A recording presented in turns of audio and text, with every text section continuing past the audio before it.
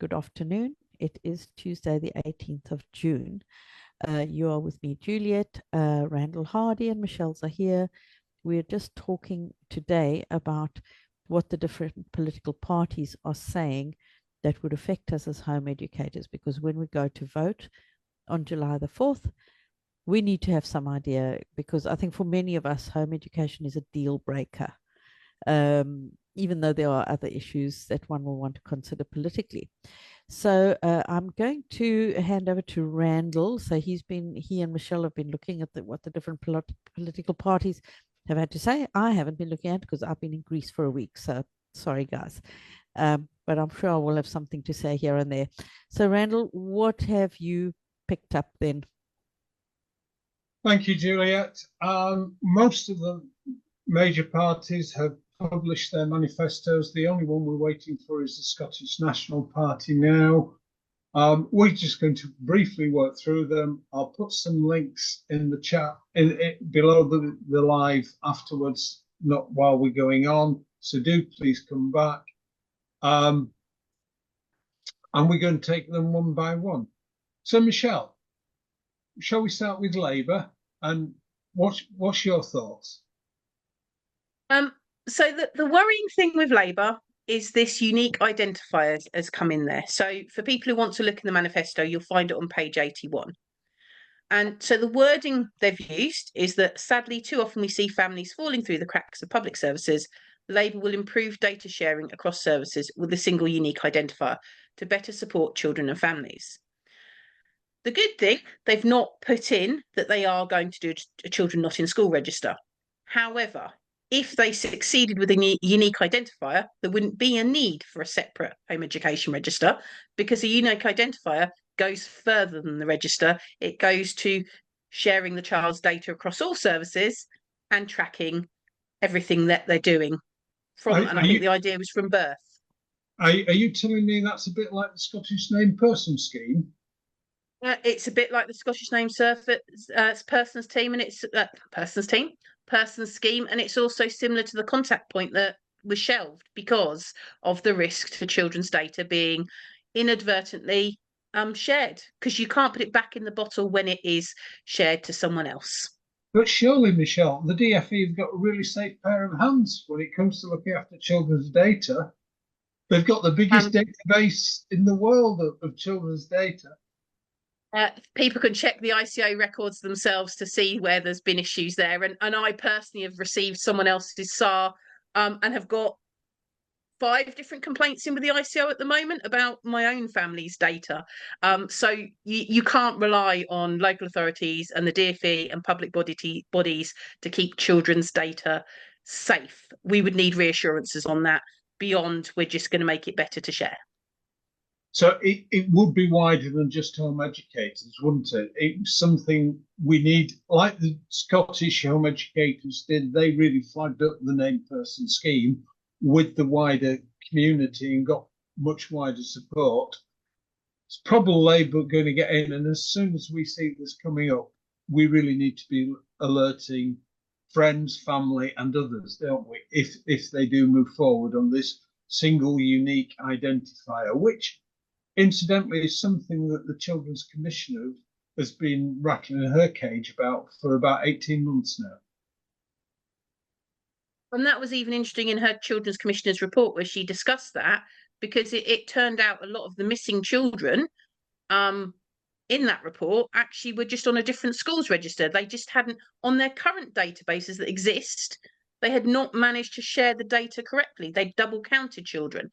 So, and then the solution was a unique identifier. So we've got a data tracking of a child in a school who moves to a different school, and we managed to not line up our own databases. So the solution is we'll make sure we track every single child and not fix the database or the software we've got. We'll just then start from birth tracking everything that child's doing. Crazy. And the contact point that you mentioned had to be scrapped because it just wasn't working. But don't worry. A few weeks earlier, Bridget Phillipson said that they will get this one working by using artificial intelligence.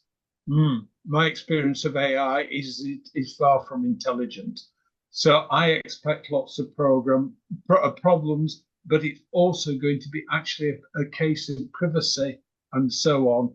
An electronic identity card scheme, or even as somebody put it to me a few days ago, it's going to be like branding our children. So let's look at that. Before we move on from Labour, can I just say on page 21, they do have a phrase there. I mean, it is really good they haven't put it in their manifesto. It does leave MPs and members of the House of Lords a bit more freedom if they try and introduce a register to be able to speak up against it.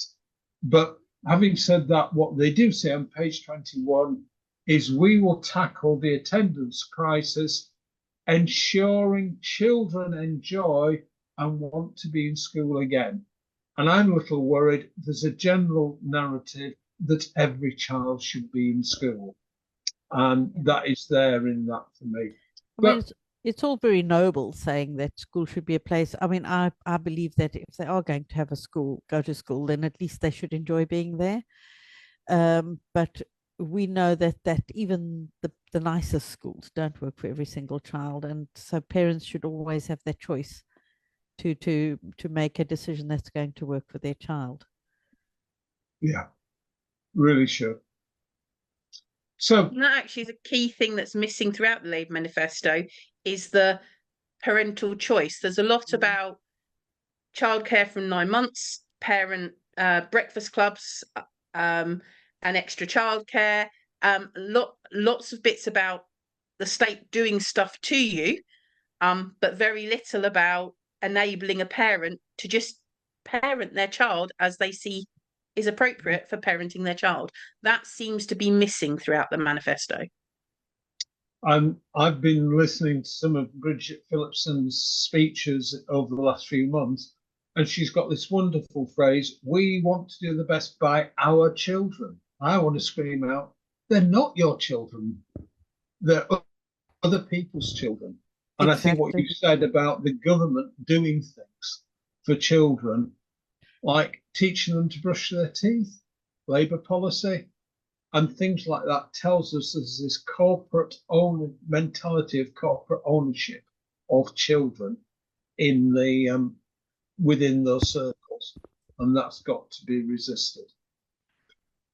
I think we've spent long enough on the Labour Party. So moving on. Moving on. Conservative Manifesto, page 27. We will continue to work with schools and local authorities to improve school attendance, including through more mental health support, building on our plan that is working. There were fewer than 40,000. There were 40,000 fewer children persistently absent last year compared with the year before, and to ensure that all children are getting a high quality education, including those who are homeschooled. We will legislate to create a register of children not in school. No surprise that, but again, it's connected with attendance. And that makes us smile, because when Labour put forward a opposition day proposal to introduce a register of children at school and very firmly tied it up with school attendance, Damien Hines, the Minister, and various MPs who were in favour of registers, but it's nothing to do with attendance. But they've just screwed themselves up there, really, because they have tied it in with attendance. Well, perhaps if this prediction of supermajority for Labour comes true, we won't have to worry about what the Conservative thinks. But any comments, anybody?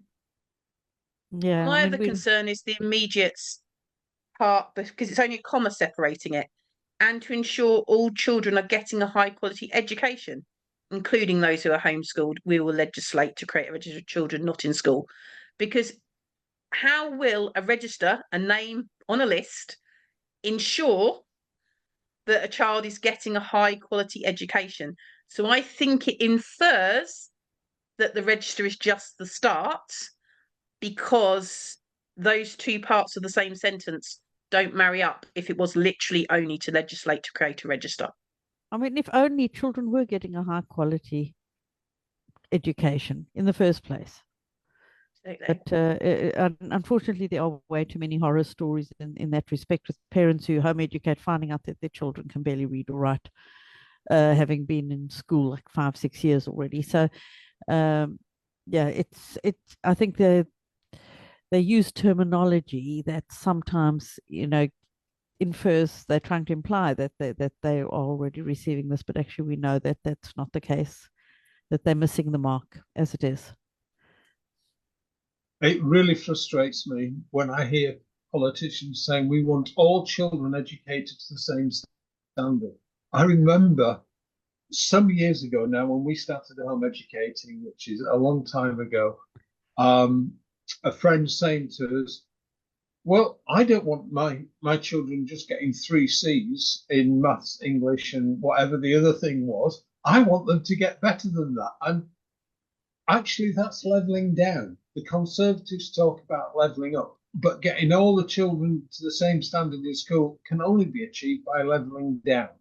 And that type of talk is frustrating. So, yeah, no surprises from the Conservatives, because they've been dragged into this bandwagon over the 14 years they've been in power.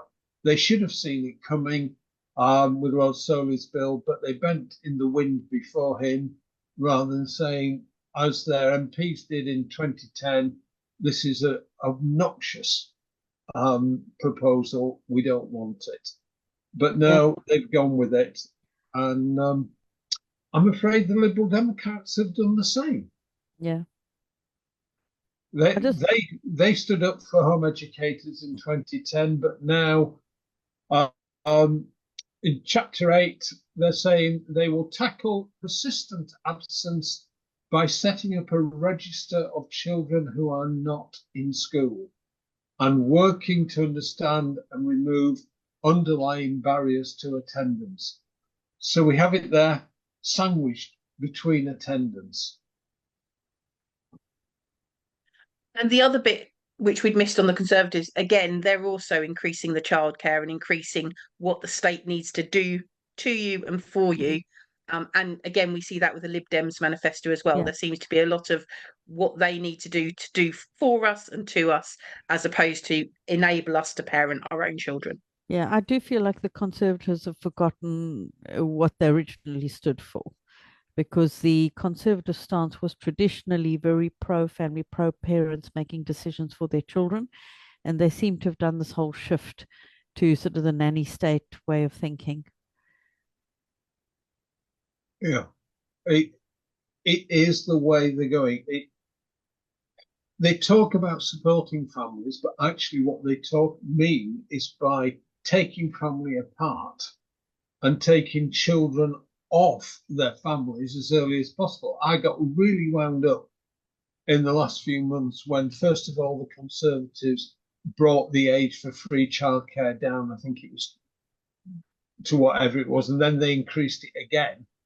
And it's going to get to the stage is, well, you can leave your baby with us once you're leaving hospital, and we will give it all the daycare it needs and all the night care, or you could have it home at weekend. I know I'm being facetious, but that is the mentality about families that most major politicians have these days.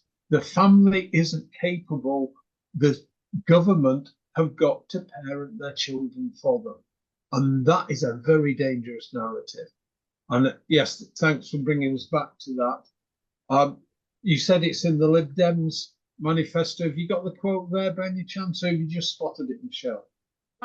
Well, again, they're extending the free school meals. Their ambition is to spend to all primary school children, adding the flexibility in early months, expanding opportunities for young people. And parents should have the support and flexibility to juggle work with parenting as they see fit, but then goes on to the flexible, affordable childcare and early years education is a critical part of our economic infrastructure. So it's all about making sure that childcare is in place, which in theory is a good idea, but seems to forget the option of choice for a mum or dad to make the decision that one of them might want to actually spend time with their own children. Yeah. So, yeah, that's where it's going. So, not much joy from those three major parties. So who else do we want to look at there, Randall? Okay, well, my next one's the Green Party. Their manifesto, let's say for some time, the Green Party have been very positive about home education. And we talked last time we did one of these lives. We mentioned a comment they gave to the BBC earlier in the month where it says the Green Party does not support an additional national register just for parents who home school. Hate that phrase, homeschool, but we stuck with it. That's what they said. Any interactions between national and local authorities and home educators should empower and assist families and be supportive rather than invasive. But sadly, they didn't put anything in their manifesto specifically about home education. So that's kind of missing. But Michelle, you had concerned about how they began to talk about education in general on page 29, I believe. Yeah, because when I was reading it, the second sentence, we'll continue to support parents in educating children in settings other than at school. Sounds all very good in itself. But it's the sentence before it that worries me. As I said, it's on page 29 of their manifesto. For Greens, education is a common good that benefits society as a whole, so it should be publicly funded and available to everybody free of charge at every stage of life. And then it goes on to, we'll continue to support parents in educating children in settings other than at school. That worries me in that it's talking about education as a common good. And there's nothing there that gives any indication that what that continue to support. Are they saying they're going to publicly fund home education now? Or are they going to decide how we need to educate? Because the common good benefit society implies there's a judgment there of how education needs to happen. And that just worries me because of the wording that's been used. I think that is a potential area. And even the last thing of what I read out from the BBC thing says about interaction should empower and assist families and be supportive. Actually, my preference would be that any interactions between local authorities and home educators should be voluntary on request, not even saying we want to empower you, we want to help you, because it still carries forward this narrative that families are not capable. And families which are not capable need assistance. And it's assuming that isn't happening. So common good, it is a political phrase, and it does mean in one way that it's a government responsibility. And that is what's been driving this right since we since a Labour government brought in the 2004 Children's Act, and things prior to that, signing the UN Convention on the Rights of the Child. It's been interpreted that education has to be provided not to everybody, not just to those who request it. And it's that lack of voluntary signing in. And we're getting to this place where all politicians from most parties are thinking education is a common good. The government must provide it and ensure it's being provided to a standard. And that worries me. And the other bit is in that statement they did make, which obviously isn't in the manifesto because they haven't mentioned registers. They did say does not support an additional national register just for parents who homeschool. So that's not the same as saying we don't support a national register. And because nothing in the manifesto either agrees or denies that what they mean by that. And whereas before they've been quite explicit on their beliefs in home education, it isn't obvious from the manifesto what way they'll go. Yeah, I mean, thankfully we have people like Jenny Jones in the Green Party, those sorts of people who have been quite vocal and supportive. And you know, those are the kinds of people we'd want to draw on to fight our corner, I think, if it came to that.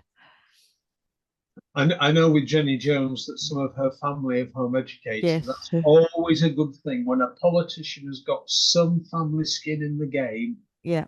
It's really helpful, and that is great. They see firsthand what the issues are.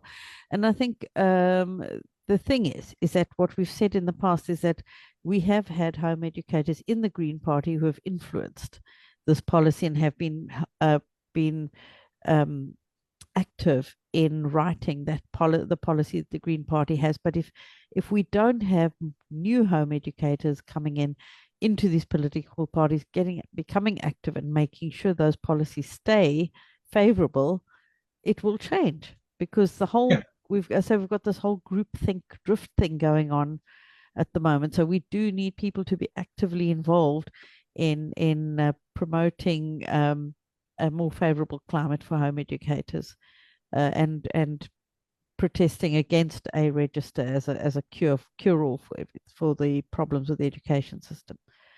And that needs to be in all parties. So Yeah, yeah, whatever your persuasion is, we're not telling you which way. We're trying to report exactly. here.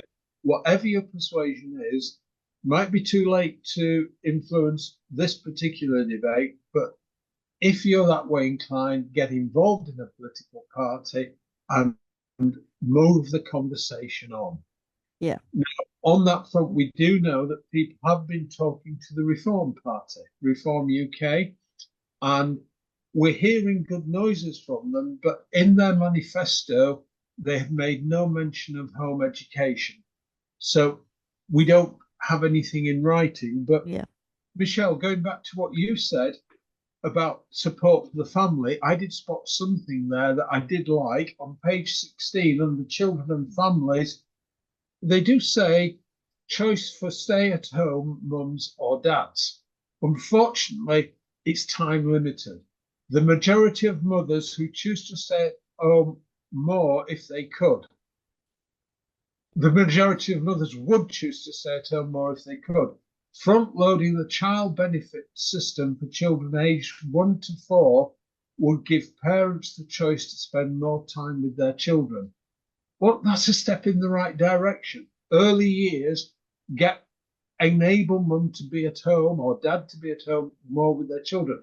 I'd like them to have said increasing child benefit, getting rid of the two-child cap, which is a Labour policy, but they're not going to implement it now, I've heard on the news today. But at least one family is saying, let's help parents to be at home more. I like that. I don't know if anybody else has got any other comments on reform. I think, well, to me, certainly, I would like to see parties moving back towards an idea of that parents can be responsible and parents can make good decisions for their children, and supporting parents to be at home with their children, because we know that there is benefit to children from having that security of a parent that is at home and available to their children. So there's just so, in terms of early years education, where they seem to think that the earlier you start formal education, the more the children are being helped, and that's been disproven. But yet these political parties are still trying to push for that, and that is a step in the wrong direction to my way of thinking, because I firmly believe that children develop more emotional security from being at home for longer when they're young. So getting any political party to hear that message is quite important.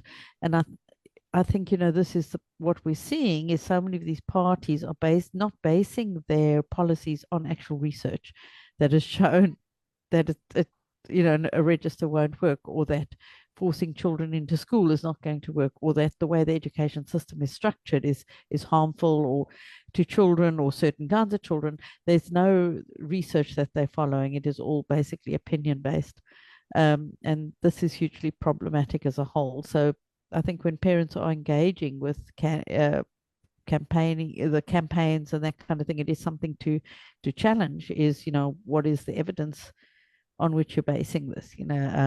And just get them thinking that they need to go and do their own research. Yeah. So, what do we want to wrap up with as our final message here, Randall and Michelle?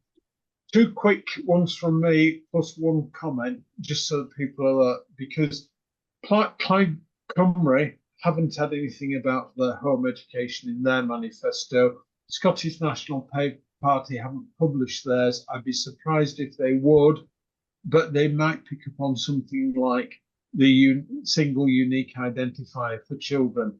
They fought hard. The present leader, John Swinney, who was deputy leader after they lost this court case of the named person scheme, fought for 2 years to overturn the ruling by getting round it in law, and he didn't manage it. So do keep your eyes on them, and we will flag it up. I also know that right now, a lot of people don't want to vote for any of the major parties and are looking at alternatives. There is one alternative called the Social Democratic Party, which is the remnant. Many people might not remember an episode when there were 4 breakaway MPs from the Labour Party who tried to move a bit more centre, and they formed the Social Democratic Party, which lived for a while and then kind of faded into non-existence. They're putting, the remnant of that is putting up 100 plus MPs in the general election. And they've published their manifesto, and I'm afraid it's the worst of the lot. It sounds nice at the beginning. On page 23, they say a national programme of resources and online support will be developed for parents who wish to homeschool their children. Fine. Children who are homeschooled will sit invigilated key stage examinations and undergo safeguarding and socialisation checks at the appropriate ages. Oh, angry emoji. Angry emoji for lots of things. And the one thing I would point out, I could see people reacting, Michelle, to that.